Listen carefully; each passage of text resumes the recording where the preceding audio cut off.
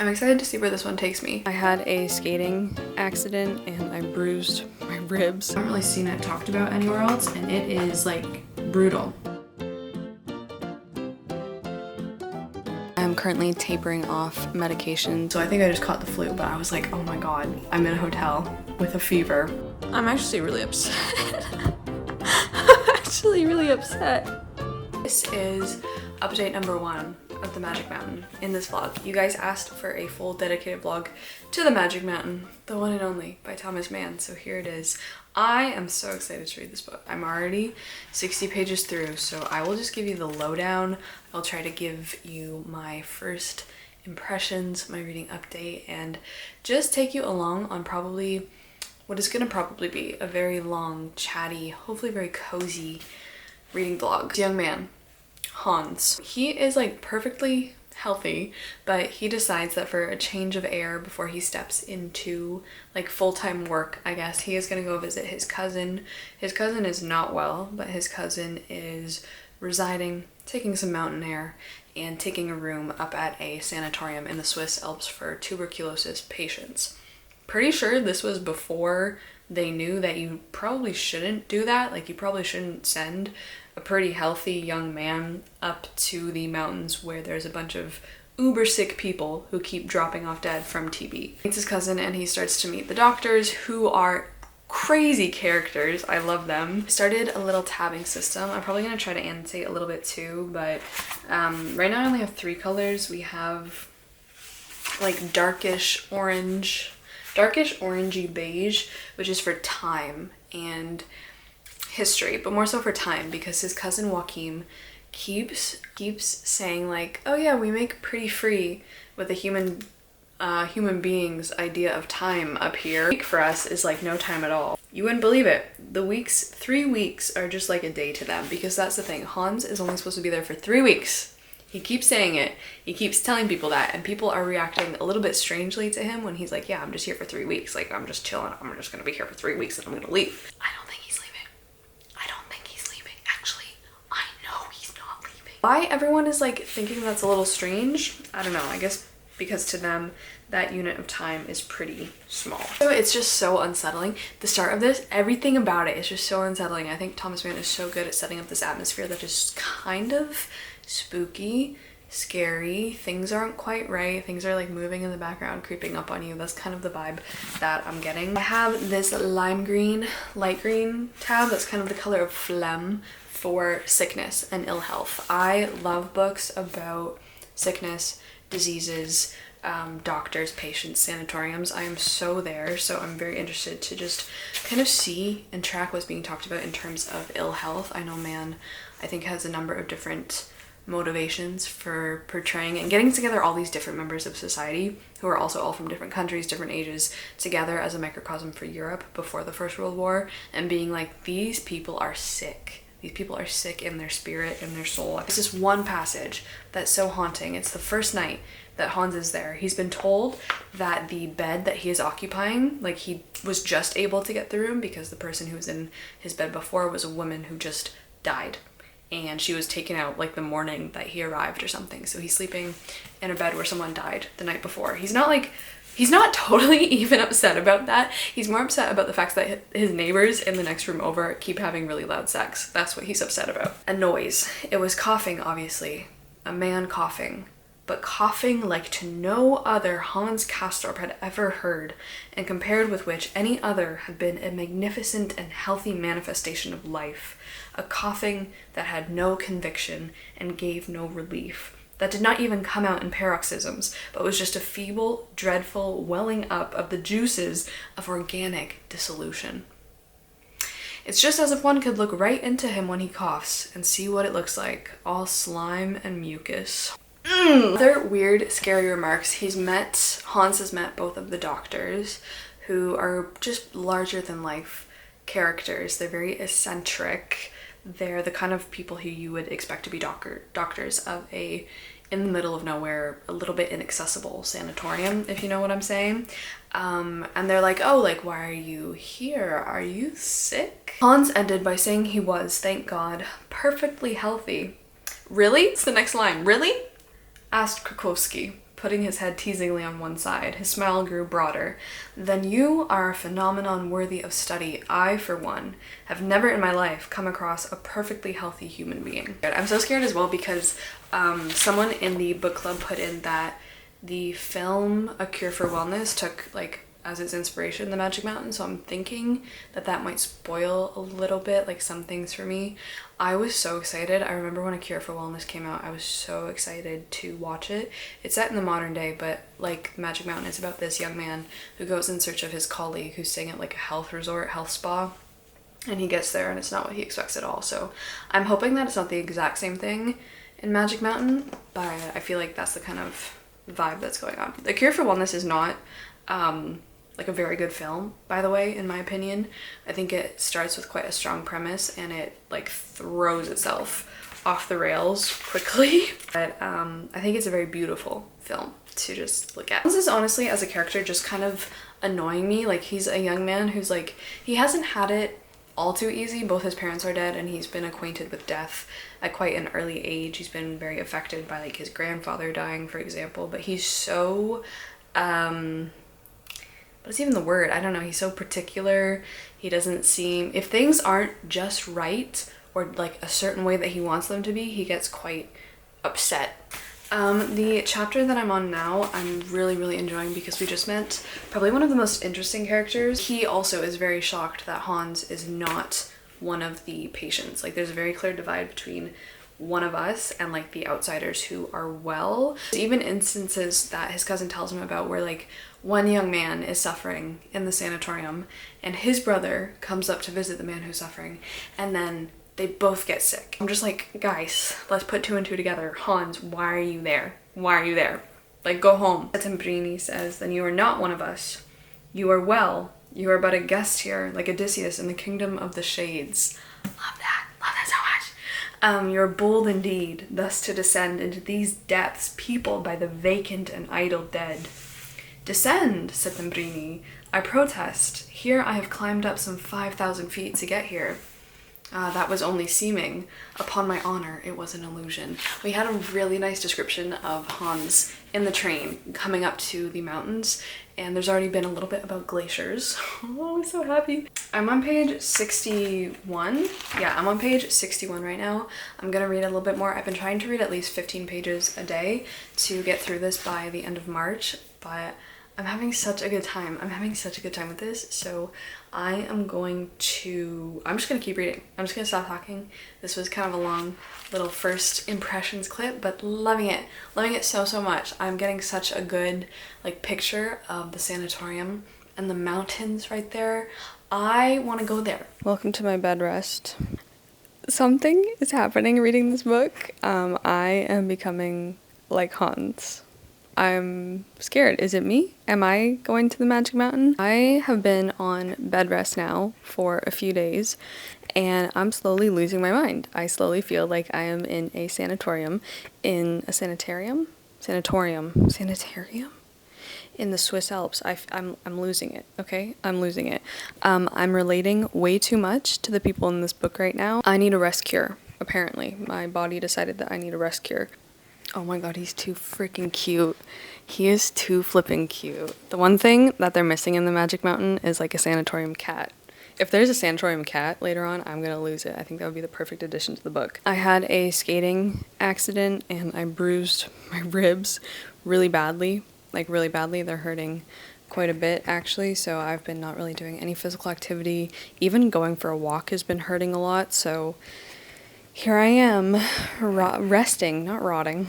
Bruised and banged up my knee really bad. It looks absolutely disgusting. And the thing that's probably the most making me feel like I'm in a rest cure, or like most making me wish, honestly, that if I have to be confined to bed or resting or getting well, I think there's gonna be a theme in this vlog. The thing that's most making me want to go take myself away to a sanatorium where they feed you like holy meals, 19 meals a day or something. That's an exaggeration, but the thing that's making me feel the most is that I am currently tapering off medication that I've been on for years that was first prescribed to me when I was going through my concussion and post-concussion syndrome days. So I've been on it for a long time. I've decided I'm ready to come off, and so I've been like weaning off of it for almost a week now. And the withdrawal symptoms are real. The medication is an SSRI, so the withdrawal symptoms are quite, I don't know, I wasn't expecting this. I wasn't expecting them to be quite so intense, I guess. Making me wish that I could just take off to the Swiss Alps for a rest cure while I go through all these things. And on top of that, my period is about to hit me in the face and I'm feeling just the worst. So not having a good time. Just like our friend Hans is also not having a good time, and I'm really relating a lot. I'm really relating a lot to just feeling so out of it, feeling just very like lightheaded, dizzy, and just like what is going on. Guys, let's talk about the book. I am 96 pages through. The one thing I want to point out first before I forget it is that the amount of time that's passing in the sanatorium, because Hans, like 100 pages in, Hans has pretty much only been there for one day. Like one day, but it feels like so much time has passed, and Hans keeps remarking on it as well, that so much time has gone by. He's like, where are the days? It feels like I've already been here for ages. How has it been only one day that I've been here? And that theme of time just like slipping through your fingers while you're up. Is Grendel that lump? No way. Grendel is totally that lump next to Calcifer. I didn't even know he was in here. So he's confused. He's like, what is going on? Why have I been here for so long? And I'm like, I'm confused. Like, how has it only been a day? I feel like you've been here for years. So Thomas Mann is doing such a good job with that effect. It's so creepy. I've heard so many people in the book club remark on it as well. Really snowing right now, which is just even more adding to the thought that I am in the Magic Mountain, because it just started snowing. I got to page, I don't know what page, 96? Yeah. And it started snowing in August because Hans gets to the sanatorium in August. And he's only, I think on the third day, it starts coming down. And his cousin, Hans is like, what the hell is going on? Like, it's summer, it's snowing. But Hans is like, you can't tell. The truth is the seasons here are not so distinct from each other. They run in together, so to speak, and don't keep to the calendar. One thing about this that I was thinking, because the tuberculosis patients in the sanatorium, they're on a very strict schedule. First impression, they eat so much. They eat so much food. I've never seen people have this many meals in a day. I'm like, am I eating enough? Like, I don't get how they have so many meals. The reason why it's called a rest cure is because after they eat, they just rest a lot of the time. Like, they have one period where they get to go out for a walk or something. They have some free time. But a lot of it, they're supposed to stay on like the balconies of their rooms out in the air, I guess, and just rest. This morning I actually took it upon myself, as cold as it was, because like they do it even when it's cold out. I took it upon myself to open my balcony and just sit in front of the open door, even though it's like -10 out today, and I just sat there in a tank top for probably about like 15 minutes, just sitting there taking it, and it was really nice. It was really, really nice. I really enjoy cold weather. I run very warm, so like that was an enjoyable experience for me. Hans is a little bit of a baby. He's a little bit of a baby, but he's literally coughing up blood, and he's like, no, that's fine. Like, no need to tell anyone. He's just really in denial. He's really deluding himself. I think because he keeps saying like, oh no, I shouldn't buy this. I'm not going to be here for that long. He keeps thinking that he's not going to be staying at the sanatorium for that long. He doesn't really partake in the rest cure that much because he thinks it's too cold out. Weird things that I used to do as a child, I used to try to like force myself to stay outside longer and longer in the winter. I would like sit outside and just like sit there and try to acclimatize myself to the cold, like with or without a coat on. Like as a kid, I'd be like, okay, let's see how long I can go. I don't know what was wrong with me. I'm getting such a good sense of every single character who's staying at the sanatorium. There's so many different people. Anyway, he's talking about his heart palpitations. When the heart palpitates all by itself without any reason, senselessly, of its own accord, so to speak, I feel that's uncanny. You understand, as if the body was going its own gait without any reference to the soul, like a dead body, only it is not really dead. There isn't any such thing, of course, but leading a very active existence all on its own. Please, you're having heart palpitations. Go to the doctor. Even though the doctors in this book seem a little creepy, honestly. And that's kind of the next theme that I want to talk about, because the rest cure is not free, okay? It's not a free thing. It's not go to the spa up in the Swiss Alps, hang out for months at a time, and then go home. You gotta like dish out a lot of cash to obviously have this many meals given to you all the time. I feel like that's where all the money goes. A lot of speculation about how sick some people really are. There was a section talking about how, number one, the resort is spreading across the valley and like reaching a little bit further and transforming the climate and the atmosphere of the region to, I don't know, I guess look more like a health resort region. Like it's really affecting the development of the sanatorium, is really affecting the town and the village, which I thought was interesting. Doctors, how they sometimes keep on people for longer than necessary. One of the meals, I don't remember which meal it is. Okay, I'm as confused as Hans. Something was off with his drink. Like something was put in his drink. I don't know if something was put in it. Maybe something was put in it. I just feel like something was put in his drink. Then a little bit later on, like his condition is just getting worse. He's getting sicker because Settembrini, who I think I already talked to you guys about, tries to ask Hans how old he is. And Hans is like, blah, blah, blah. In another way, it seems as though I'd been here a long time instead of just a single day, as if I had got older and wiser since I came. And Settembrini is like, okay, how old are you? And behold, Hans could not tell. At that moment, he did not know how old he was. I'm so tired. Tired isn't the word for it. Do you know how it is when you are dreaming and know that you are dreaming and try to awake and can't? It seems to me I cannot anymore trust my five senses, and that, I must confess, disturbs me more than my cold feet and the heat in my face. So 96 pages through, having the time of my life, I'm gonna try reading a lot more. I thought I would give you a little bit of an update here. While I'm just in my chair hanging out. I'm also fixing. These two guys fell off. They've been lasting a really long time. I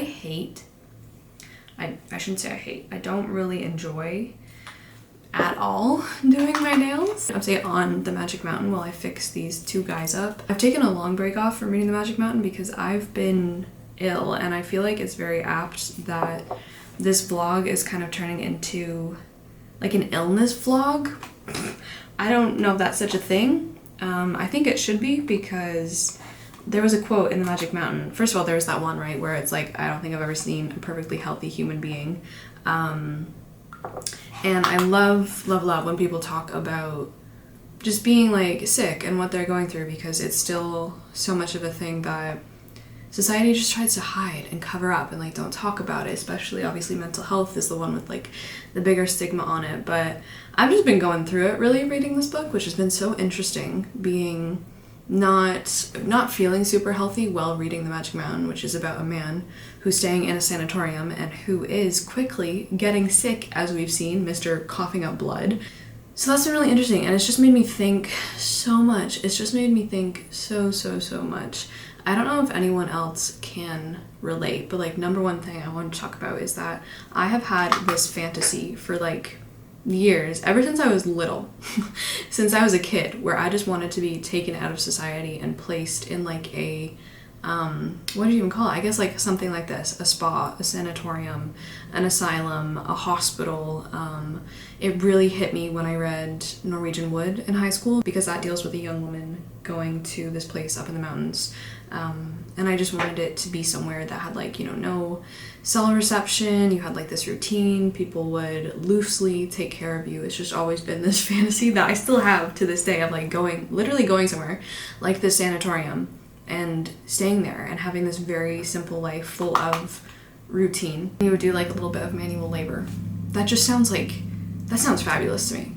I don't really know. I don't think I've ever really talked about this with anyone, but I don't really know if that sounds appealing to anyone else. Effing off to the top of a mountain in a sanatorium just sounds so relaxing. 50. Okay, so this is the one I'm using. I've been using the same nail kit. I have not done anything. I haven't bought any new colors or like had to change up anything since 2020, I think. Anyway, so the little ones that I use are called Modelones?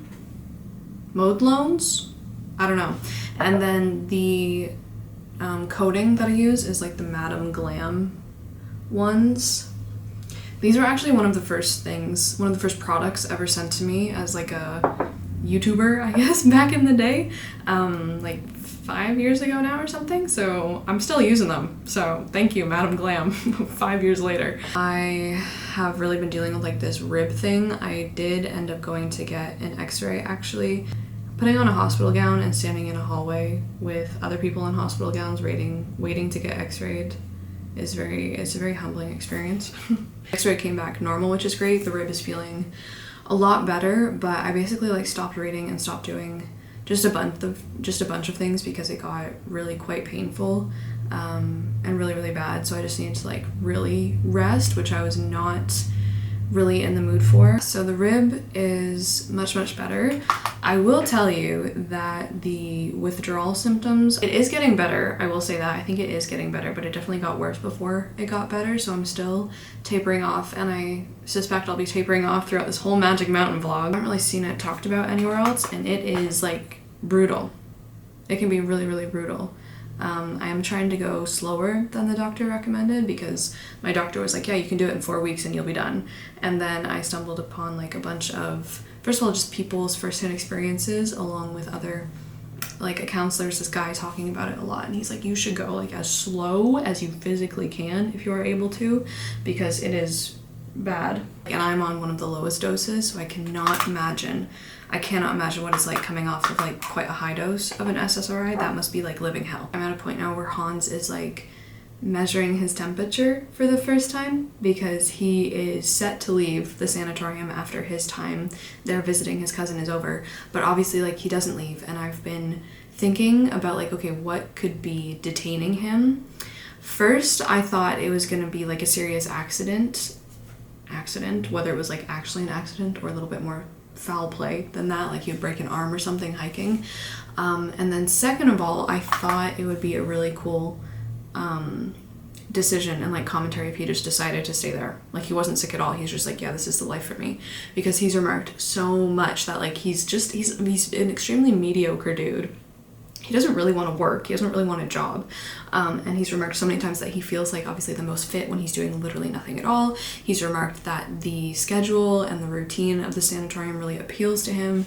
And so for the longest time, I thought that he was just going to decide to like live at the sanatorium, especially because it was remarked in like one sentence where he's doing the math of how much money he has and how much money it would cost him to live at the sanatorium per year. And he's like, oh, I would have so much money left over, like I could just live here. But something has happened. He decided to take his temperature. He decided to buy a thermometer from the nurse and take his temperature. And we all know what his temperature is, okay, because he's been showing signs of sickness for so long. So obviously his temperature is like higher than normal. He has a straight up fever. Like, buddy, we've known this. We've known you've had a fever. He is so much more worked up and a little bit like panicked and bothered and flustered by the fact that he has a fever than by the fact that he's been coughing up blood.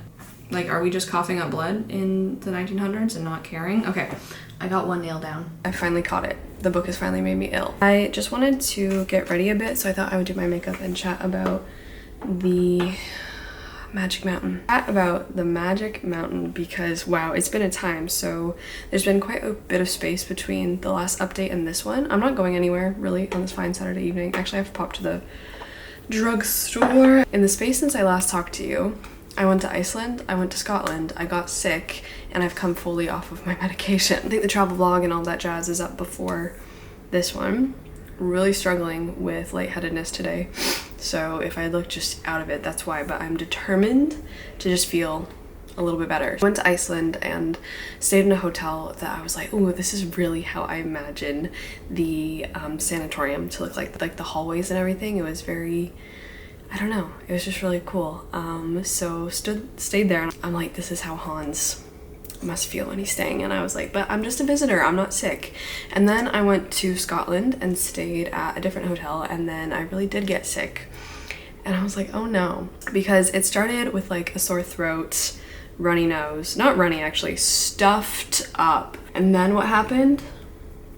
fever struck. I didn't start coughing up blood, but I did get a fever, and the fever stayed with me so long. I even had it a few days ago. So I think I just caught the flu, but I was like, oh my god, I'm in a hotel with a fever. So out of it. So I really fully feel like I really understand Hans a bit better now, and all of the weird ass things this man keeps blubbering about, because I was like, I was in that exact situation. Abroad with a fever is just never fun. And not only that, it wasn't just me. It seemed like literally every single person in Scotland was ill when I went. It seemed like every single person was ill at the hotel that I was staying at, that I bumped into in the street. So it kind of felt like I was staying at a hotel with a bunch of other sick people, and we were all just hacking up our lungs together. And I was like, this is perfect. Really, it's perfect. It's really letting me get into the book more than I bargained for. I came back and my mom was here watching the cats, and she was like, don't you have a thermometer? Like, you need to take your temperature. So what did I do? I went out and bought a thermometer, just like Hans. That is my little sickness journey. So the levels, I'm so sorry at the levels of unwellness I've been in this video, although I do feel like it is very fitting to just keep getting sick in new ways. Since I've started the Magic Mountain, I have bruised my rib so poorly, like with this accident ice skating, really banged up my knee as well.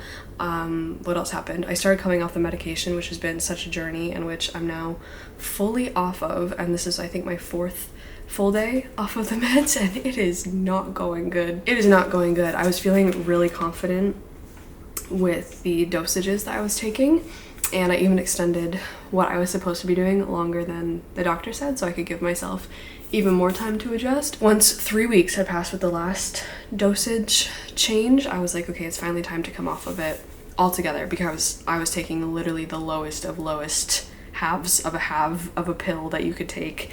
And since coming off of it, like I thought the symptoms were bad before.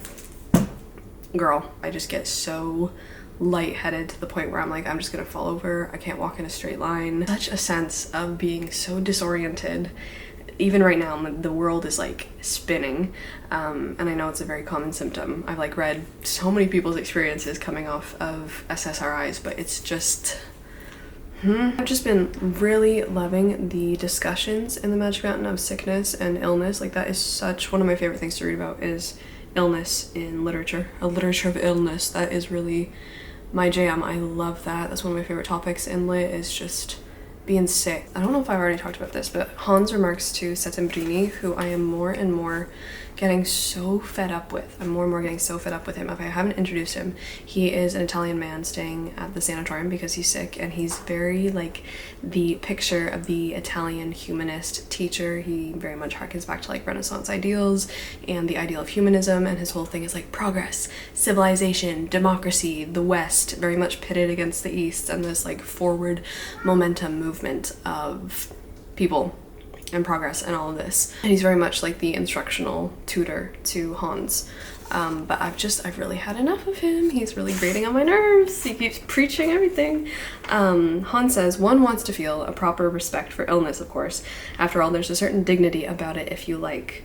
But what I mean is, it's not consistent. It doesn't hang together. One always has the idea of a stupid man as perfectly healthy and ordinary, and of illness as making one refined and clever and unusual. Settembrini freaks out about this because he's like, what are you saying?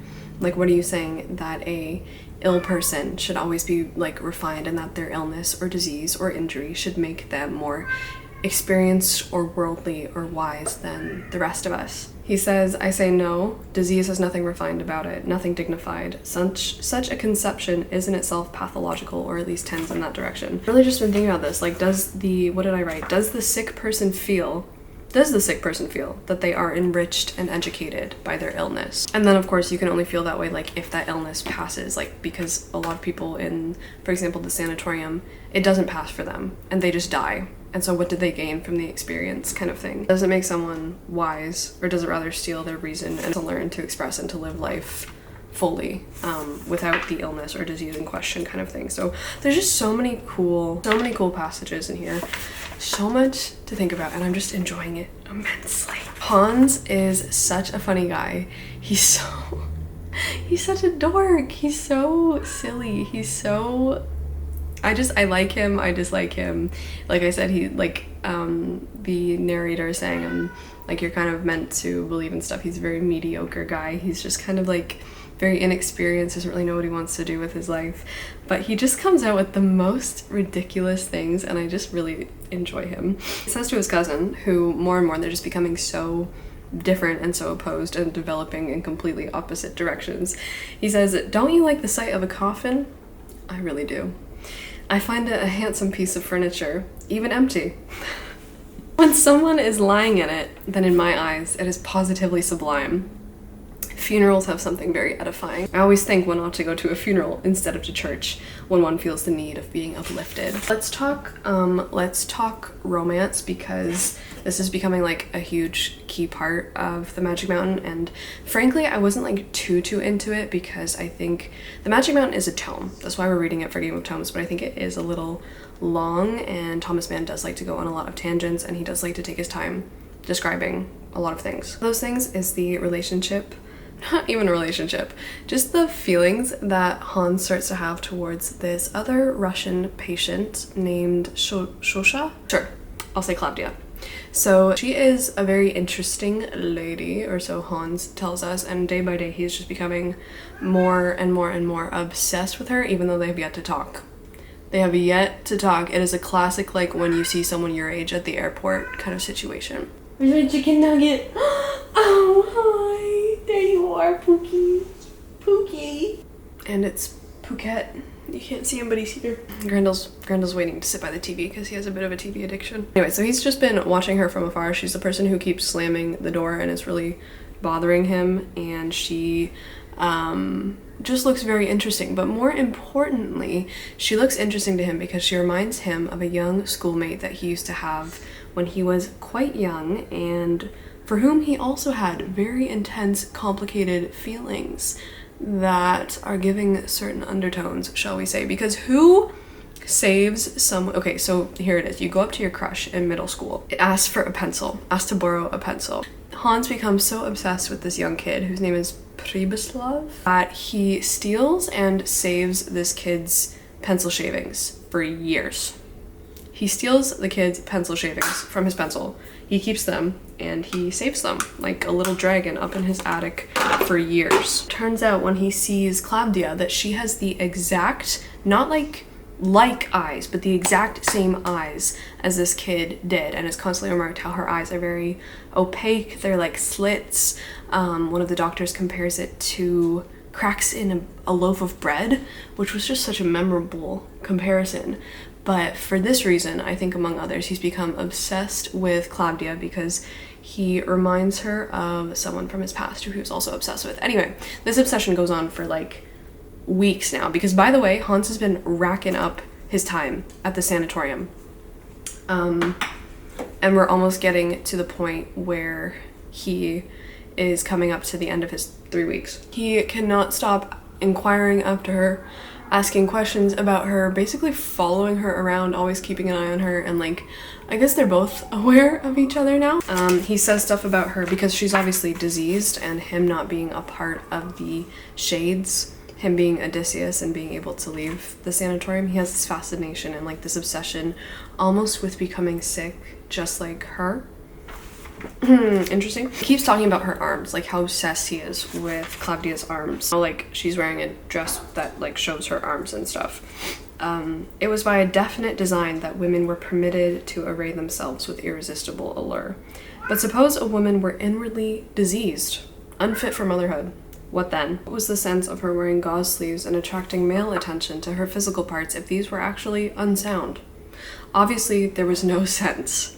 It ought to be considered immoral and forbidden as such, because obviously the only thing that, you know, women would want to do is have children. That's it, right? That's it. Aside from this being just the usual boring critique and stereotypical sexist view of women during the period, I think this is really interesting because it also alludes to maybe the same attitudes and the shame that he has for the feelings that he had towards his classmate, because he's referenced, this classmate is referenced so much in very interesting tones. And of course the same relationship that would occur possibly between Claudia and Hans because she's ill, potentially she couldn't have children, would be the same reproductive relationship that would occur between Hans and his classmates. So the shame and like the exploration there is interesting, but also it's just such a tired, like, who cares kind of view. Like, maybe she just wants to wear her dress, guys. Maybe she just is warm and wants to have her arms out. Okay, Hans, her arms aren't just for your eyeballs, okay? Her arms actually exist when you're not even in the room. Okay, more on that later. The other thing that I want to talk about is the doctors of the sanatorium. I think they are some of my, they're some of my favorite characters. When they are on the page, I get so happy because I think they're so fun to read about. I look so ill. Okay, I think it's this. Yeah, my face wasn't blue, oh my god. The main doctor, who kind of resides over the whole sanatorium, is, hi! His name is Behrens, if I'm saying that right. Kind of just crazy. He just kind of dominates the scene when he's on the page, honestly, and I really, really enjoy when he's on page. He's just kind of cracked, and the things that he says are so funny. But interestingly enough about Behrens, he himself is not free from illness. So begs the question, like, can he free others who himself is not free? The ailing physician remains a paradox to the average mind, a questionable phenomenon. May not his scientific knowledge tend to be clouded and confused by his own participation, rather than enriched and morally reinforced? Behrens, who is the one taking care of everyone, the one like handing out the sentences of time that they have to spend at the sanatorium, he is extremely depressed, like given to bouts of depression, very melancholic, very nostalgic, because it turns out that he lost his wife in the same area. Like, I don't know if she died at the sanatorium before he decided to become a doctor there, but it's cited a couple of times that that's the reason that he decided to stay and work at the sanatorium, was because his wife died in the area and he didn't want to leave. But he himself has a certain sickness to him, whether it's tubercular or not, I'm not really sure yet, or whether he's literally just giving himself radiation poisoning because he's like working the x-rays in like 1907, and obviously that's not an ideal job, but he's never looking well. Like, the doctor himself is never looking well, so that's really interesting as well. And of course, like, all of this is about pre-World War I Europe. So much of it is metaphor and microcosm for the society. The fact that like the doctor is ill, who is supposed to be taking care of his patients who are also ill, it just creates this like society of decay, of corruptness, and of basically just illness, whether it's moral decay, physical decay, and that's been really, really interesting to explore throughout the Magic Mountain too. But it says that the physician had buried his wife up here and been brought so low by grief as almost to lose his mind, that he had stopped on to be near her grave, and because he himself was somewhat infected, was he sound again? Was he single-mindedly bent on making his patients whole so they could go back to service in the world below? His cheeks had a purple hue, he looked fevered.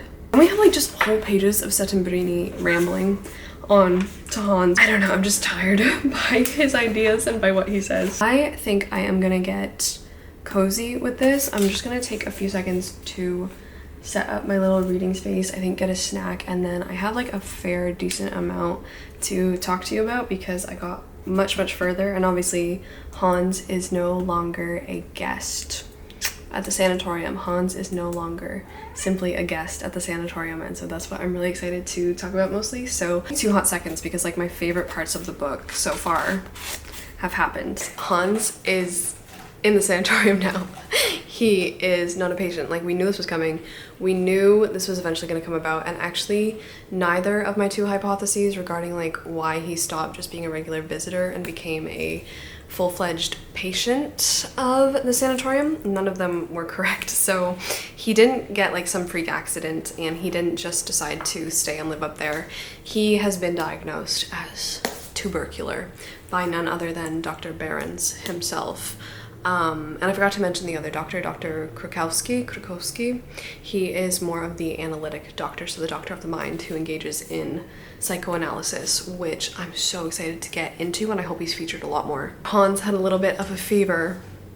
He had a little bit of a fever and he got a little bit freaked out, and he bought a thermometer, and he's like, you know what, I think it would be best while I'm here just to be examined by Dr. Behrens to see if I am actually fit to go back down to the valley, to the world below. Turns out he's not fit, and he has some, I don't really know, because I don't really know what the doctor or how the doctor is like diagnosing him, or what he's really saying, but the doctor's like, yeah, you have some cavities in your chest, you have some moist spots, and you are tubercular, so you gotta stay here. Hans is over the moon about this. Hans is ecstatic.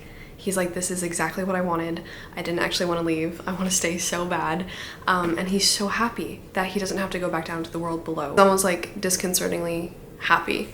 Like, it's kind of worrisome how happy he is that he is ill, and he's among people who have the same illness and are like having their lives ruined by it and are dying in kind of droves from tuberculosis. And he's like, hell yeah, let me stay. One of the reasons, I don't really know if it's the number one reason, but he is so happy that he has become number one like Claudia, and number two that he gets to stay in the same environment as Claudia, because she is obviously sick in the same vein, and now he's like so happy that he is one of them. There's definitely a cult-like environment in the sanatorium where people kind of see newcomers as not being a part of them because maybe they're not sick enough, maybe their temperature isn't high enough, and there's very much like a gatekeeping of tuberculosis occurring. But he is so happy that he is going to be like, he's very happy that he now merits the title of being like a patient. For behind the brow were thoughts which imparted to the visions their perilous sweetness.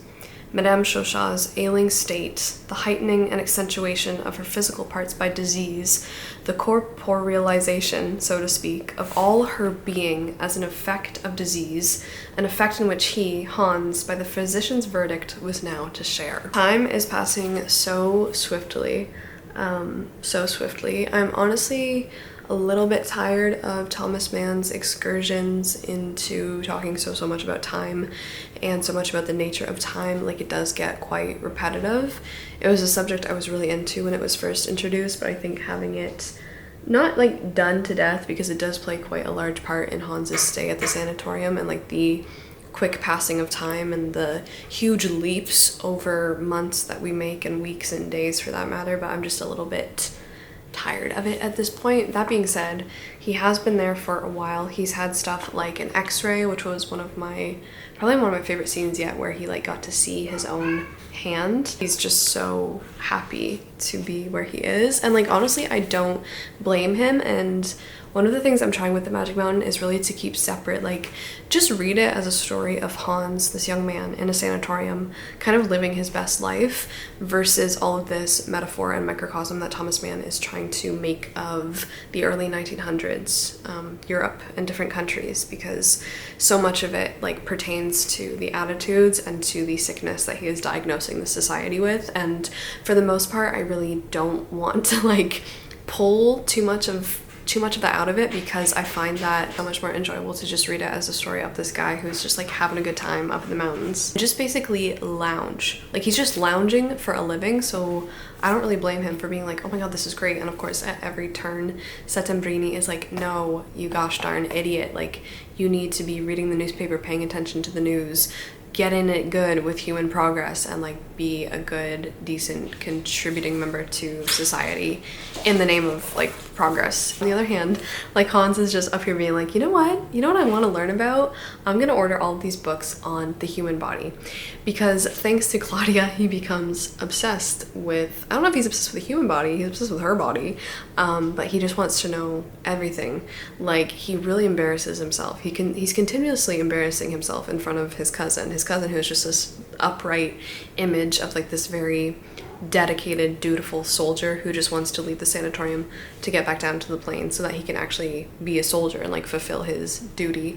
But Hans is just over here asking so many questions, continuously like overstepping boundaries and asking so many questions of people and embarrassing those around him. But also, on the other hand, like, this guy has a fever. Everyone up here is so fevered, and like me just having gone through one, I'm like, you say stuff that doesn't make sense, it's just like you're drunk all the time, you're so warm all the time, and you're so scrambled, and it's just like I'm really feeling for him. I love having a fevered main character. Like, I really love following a main character who's just has a super high fever and is just kind of like bringing out this other side of him. It's just really, really funny. The more and more he talks to Dr. Behrens, every time he sees him, he's just like, hey, tell me about this part of the body. Why are you on the counter?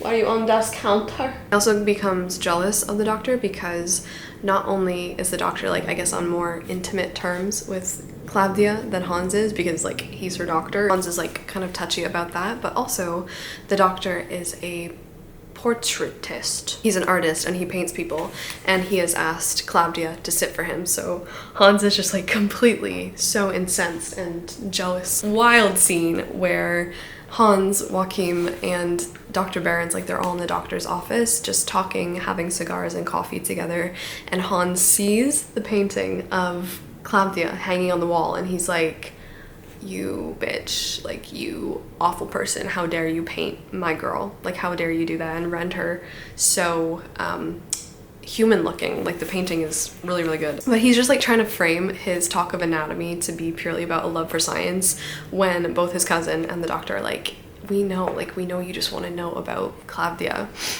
Tell us more about the skin. Tell us some more about the skin, he begged the Hofrat.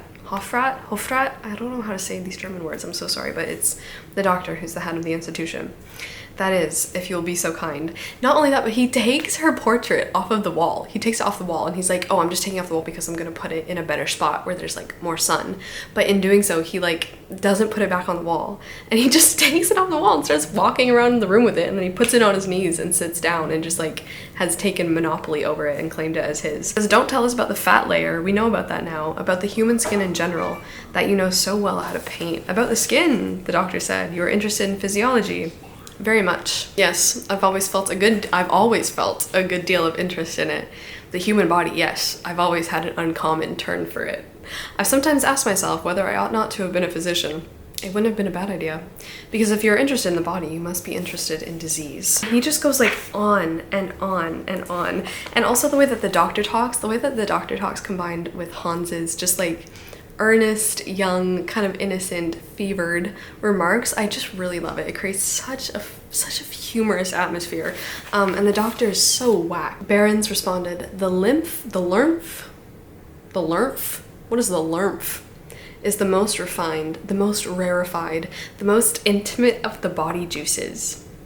But it is the lymph that is the juice of juices. The very essence, you understand. Ichor, blood milk. Hans was silent, a little space. Yes, he said then in a low voice, it is true, I might very well have been a doctor. All that interests me very, very much. What is the body? He rhapsodically burst forth. What is the flesh? What is the physical being of man? What is he made of? Tell us this afternoon. Tell us exactly and once and for all so that we may know. The flow of the breast milk, the lymph of the legs. All that interests me very, very much. Sure it does. Sure, I'm sure it does. I'm by no means gonna finish the Magic Mountain tonight, but I want to make such a good chunk of progress on it tonight because I am nearing the end of March and I really want to finish this obviously before the month is out, so we have quite a bit to get done this evening when I get back.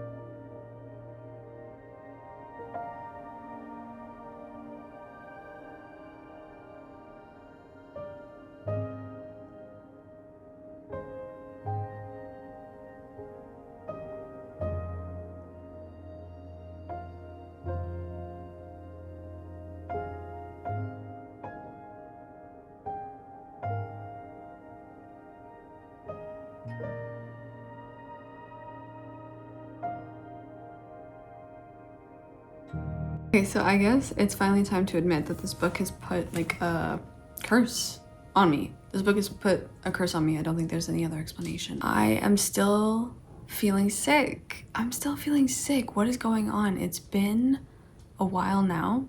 It's been weeks and weeks and weeks and I'm still feeling ill. I just feel like since starting this vlog, I have been going through it. I don't know.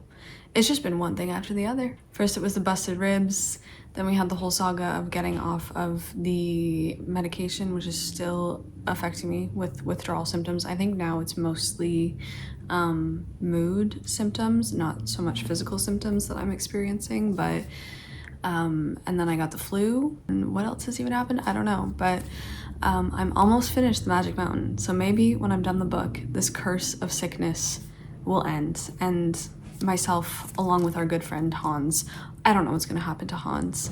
I hope he recovers. I hope he gets better. I hope I get better. But regardless, tomorrow morning I will be taking myself off to the walk-in clinic because I don't know what's going on. Maybe it's a sinus infection.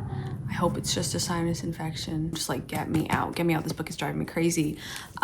This book is driving me crazy now. It is. Okay. It is. I'm not gonna lie. It's driving me crazy. I'm 612 pages through, and I'm at the point now where like I feel ready to be done with it. And yeah, so anyway, let's talk about that. What did I want to mention? I wanted to, I think, talk a bit more about Hans's obsession with Shosha. She leaves the sanatorium and Hans is just kind of there, left alone, despairing, and he starts to carry around not a photograph of her, of the woman of his dreams. He starts to carry around a picture of her x-ray. Like, he carries around her x-ray of like her chest and arms. He's not okay. He is more and more becoming just like a fixture of the sanatorium, like just a permanent person who is always going to be there. I don't know if he's ever going to leave. I don't know what's going to happen at the end of this book. I don't know if he's going to just die up there. I seriously have no idea where it's going. I have no idea where it's going. What I do know was that I was greatly invested, greatly interested, and very enamored with the beginning of this book when it focused more on the day-to-day life at the sanatorium, the medical side of things, the sickness side of things. That's really what I was enjoying about this book, and less so on, sorry, I'm gonna sneeze. Oh, I don't want to feel this way anymore. Less so on the philosophical debates of you know who, Mr. Settembrini. This man needs to stop talking. Since he was first introduced at the beginning of the Magic Mountain as kind of like a mentor and as someone who was watching over Hans a little bit, and more than anything warning him and begging him just to leave the sanatorium and get back to his life down below, I wasn't really liking him. I was just like, what are you doing? Like, he's so puffed up, he's very arrogant, he's very full of himself. He's on, like I was saying before, his humanistic mission. But the Magic Mountain has really started to descend probably about, I want to say like these, if you can see all of these colored annotations or tabs, probably around 400 pages in, it has literally just become talks with Settembrini and with Settembrini's friend slash rival slash housemate. Settembrini has moved down into the village. Like, he's no longer staying in his room at the sanatorium. He's moved into like this little house in the village, and it's just him and Nafta, who is the other man, if I'm saying that right. I hope I'm saying that right. And they're kind of on opposing-ish poles. I really do not agree with the kind of like either side, and so it's just annoying for me to read their debates and their dialogues, because I'm like, you guys are just saying Kendall. Whoa. Whoa. Oh my god. And I'm actually getting really sad that the book is just focusing more and more on like their conversation and their dialogue, because they're just yapping and they're not saying anything, and they're all like, oh yeah, this is the way the progress of the world and of civilization should go, and blah blah blah and blah blah blah. But I'm like, you guys are just stuck up here at the sanatorium, and for all of Settembrini's talk to Hans about how he should leave the hotel, the place, the pleasure resort, and get back down to the world below, Settembrini, I don't see you leaving. I don't see you doing anything. I see you talking and talking and talking about what? The sanatorium is miniature Europe, a place of decay, both like morally, politically, definitely intellectually, and of course Hans is falling prey to that, because all he wants to do is like sit in his chair, eat his extravagant how many meals a day, and just like just sit and think and ignore everything that's actually going on. Nafta, on the other hand, has different ideas than Settembrini for sure. Even for all of like Settembrini's talk of being a humanist, being for obviously humanity and progress and civilization and blah blah blah, he is definitely all for war. Like, let's be real. He says, war, my dear sir, has been forced before now to serve the cause of progress, as you will grant if you will recall certain events in the history. Favorite era, I mean the period of the Crusades. These wars for civilization stimulated economic and commercial relations between peoples and united Western humanity in the name of an idea. And NAFTA says, and how tolerant you always are towards an idea. He says, liberation and development of the individual are not the key to our age.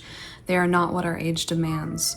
What it needs, what it wrestles after, what it will create is terror. He says, money will be emperor, is a prophecy made in the 11th century. Would you deny that has now literally come to pass, and with it the utter bedevilment of life in general? Once I got past like just guys, pages upon pages of Settembrini and NAFTA, and obviously Hans just kind of listening and being a little bit more, I think, on Settembrini's side, I just don't put any stock or agree, or like, I'm just like, guys, you're just waffling on, like, shut the hell up.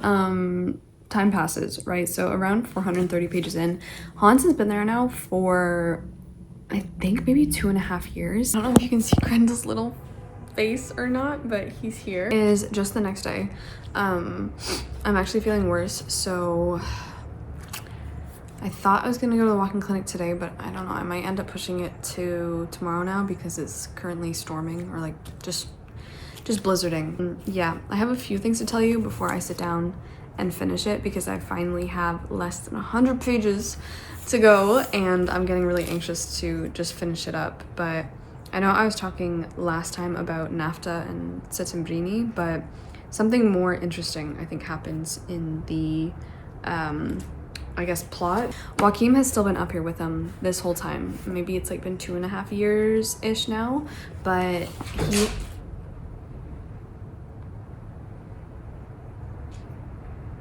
oh my god, that scared the bejeebies out of me. What was that? He has been getting like way too restless and he really wants to leave the sanatorium so badly, and so he's like, you know what, I'm just gonna leave. Like, that's it, I'm done. I'm gonna go down below and be a soldier. Not only has Claudia left Hans, but now Joachim is leaving Hans. His cousin is leaving finally. And what's worse for Hans, and I was just like, oh my god, because one day Berends is like, yo, like, you're fine. They go to their examination and the doctor tells Hans, you may go.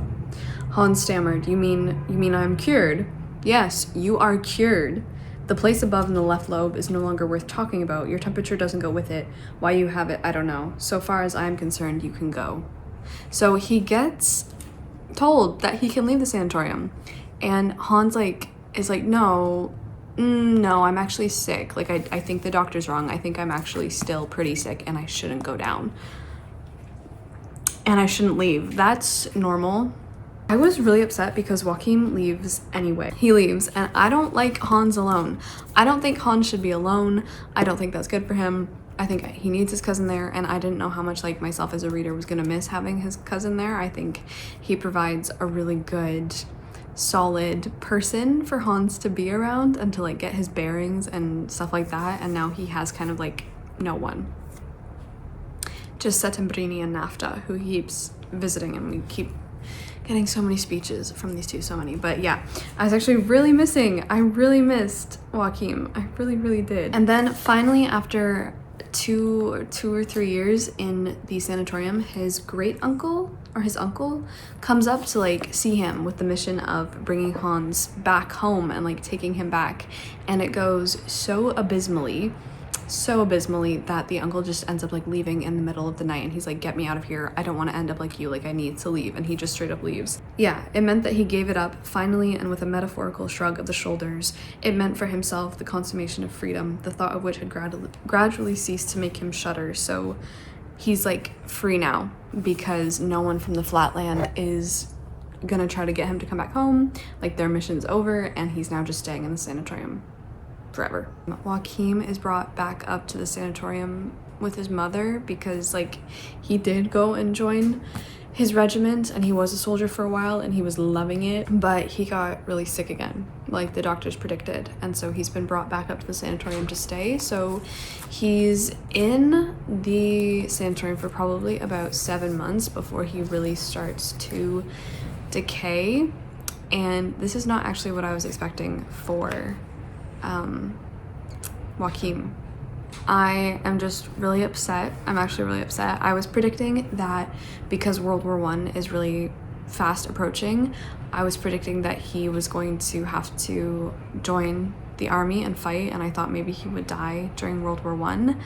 No, he succumbs to tuberculosis in the sanatorium, and it's just like, I wasn't expecting to feel so upset. Like, I was actually really shocked at how upset I was at Joachim's death. I just couldn't believe it. I don't know if it was the way it was written about, the way it was described. I know a lot of people I was reading through everyone's comments in the book club, they all felt the same way. I was just like, oh my god, I'm like actually really upset that this man is dead.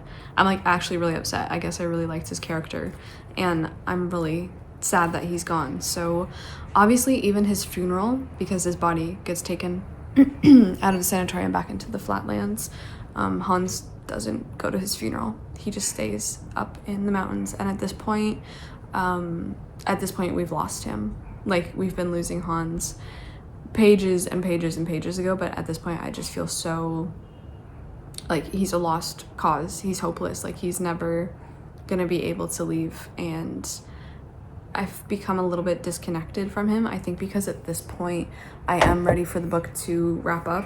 I honestly thought that World War I was going to, I don't know, it still might, because like we said at the beginning, he's gonna be in the sanatorium for 7 years. I thought it was gonna break out kind of at this point in the book, but it hasn't. I have less than 100 pages and World War I has not yet broken out. Maybe that's going to be the end of the book at this point, but like Hans doesn't give a shit anymore. Hans doesn't care. Like, the world below doesn't exist for him. Probably like 200 pages left. Who should return to the sanatorium but Claudia? She finally comes back after I don't know how many years. I don't know. Like, at this point, like, the narrator has stopped mentioning how many years. Hans has admitted that he doesn't know how long he's been at the sanatorium, but she is back. She's back, but she's not alone. She has brought a traveling companion with her. It's not her husband, because we learn, or we've known that she is married and has a husband. It is this Dutchman named Peter, and he is quite a character, and he actually replaces for Hans the role that Settembrini has kind of been holding, I guess, as a mentor or as an older person that Hans is like obsessed with and kind of reveres as this powerful figure. I don't know, the later half of the book, like this, it kind of like spices up the narrative again a little bit, because one thing that I really was not liking was how much dialogue was paraphrased, and just in general how much dialogue is paraphrased in the Magic Mountain. It makes it quite a slog to get through. I much prefer to have dialogue straight on the page in quotation marks and like be present in two people's conversation, rather than having the narrator paraphrase someone's whole speech and conversation in just like blocked out paragraphs, because it just takes so long to get through. I much prefer just having speech directly on the page. I don't like the way that it's constantly paraphrased. Hans has a couple of newer friends who are at the sanatorium. I think they're men of about his age. Everyone is obsessed with Shosha, and it's just a really uncomfortable atmosphere, and for a while it's just kind of looking like something absolutely violent is gonna happen. Basically, I'm just like, I'm getting tired. I'm losing steam. I think the book is losing steam, but the culmination is that Peter commits suicide. That's still a mystery to me. Like, that kind of just happened, and shortly after that happens, Claudia leaves. He's so out of it. He's just a shell. He's a husk. And I don't know how this is gonna go. I'm on page 686. He's lost like all will to live. I'm now on the last chapter. 7 years Hans Castorp remained among those up here. Let us lower our voice to say that then came the peal of thunder we all know so well, that deafening explosion of long gathering magazines of passion and spleen. That historic thunder peal of which we speak with bated breath made the foundations of the earth to shake. But for us, it was the shock that fired the mind beneath the Magic Mountain and set our sleeper ungently outside the gates. He's packing his trunk. The Berghof was the picture of an anthill in a panic. Its little population was flinging itself, heels overhead, 5,000 feet downwards to the catastrophe-smitten flatland. They stormed the little trains. They crowded them to the footboard, luggageless if needs must, and the stacks of luggage piled high the station platform, to the height of which the scorching breath from the flatland seemed to mount. Left, and now he's going to fight instead of Joachim. What is it? Where are we? Whither has the dream snatched us? Twilight, rain, filth. Okay, hold on. Wait, so much is happening so quick. Hold on. Fiery glow of the overcast sky, ceaseless booming of heavy thunder. The moist air rent by a sharp stinging whine, a raging, swelling howl as of some hound of hell that ends its course in a splitting, a splintering, and sprinkling, a crackling, a coruscation by groans and shrieks, by trumpets blowing fit to burst, by the beat of a drum coming faster, faster. There is a wood, discharging drab hordes that come on, fall, spring up again, come on. Beyond, a line of hills stands out against the fiery sky. Okay. It is the flatland. It is the war. Okay. Hold on. Where are my tabs? Why is this going? This is like, hold on. I'm like sweating. My heart is beating so fast. I think this ending might be like one of the most impactful endings I've ever read. Oh my god. Okay. A signpost, useless though to question it, even despite the half dark, for it is shattered, illegible, east-west. It is the flatland. It is the war. And we are shrinking shadows by the wayside, shamed by the security of our shadowdom, merely led hither by the spirit of our narrative, merely to see again, among those running, stumbling, drum-mustered gray comrades that swarm out of yonder wood, one we know. Merely to look once more in the simple face of our one-time fellow of so many years, the genial sinner whose voice we know so well, before we lose him from our sight.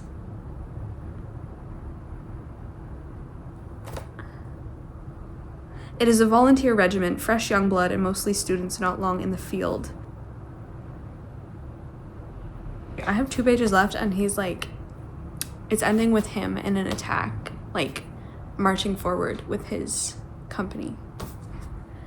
He stumbles. No, he has flung himself down. A hellhound is coming howling, a huge explosive shell, a disgusting sugarloaf from the infernal regions. He lies with his face in the cool mire, legs sprawled out, feet twisted, heels turned down. But our friend, was he hit? He thought so for the moment. Up he gets and staggers on, limping on his earthbound feet, all unconsciously singing. No! No! And thus in the tumult, in the rain, in the dusk, vanishes out of our sight. Farewell, honest Hans Castor, farewell, life's delicate child. Your tale is told. We have told it for its own sake, not for yours, for you were simple. But after all, it was your story, it befell you. You must have more in you than we thought. We will not disclaim the pedagogic weakness we conceive for you in the telling, which could even lead us to press a finger delicately to our eyes at the thought that we shall see you no more, hear you no more forever. Farewell, and if thou livest or diest, thy prospects are poor. We even confess that it is without great concern we leave the question open.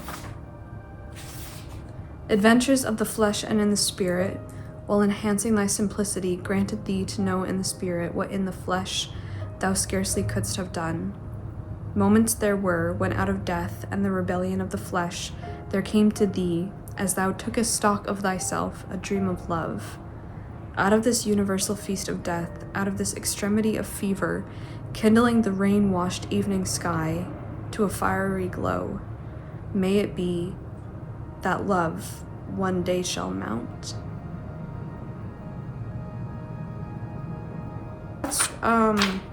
That's really good. Out of this universal feast of death, out of this extremity of fever, kindling the rain-washed evening sky to a fiery glow, may it be that love one day shall mount.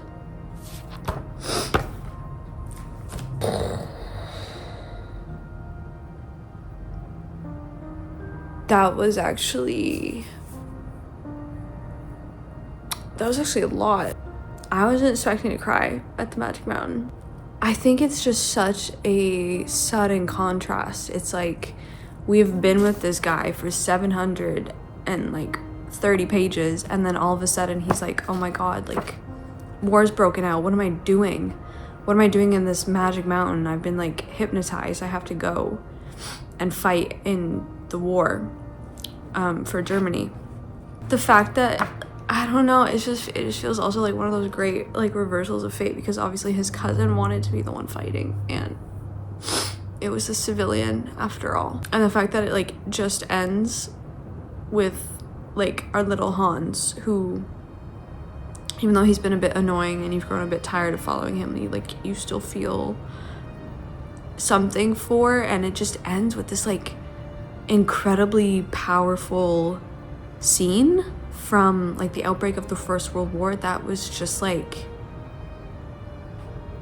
it was really well done.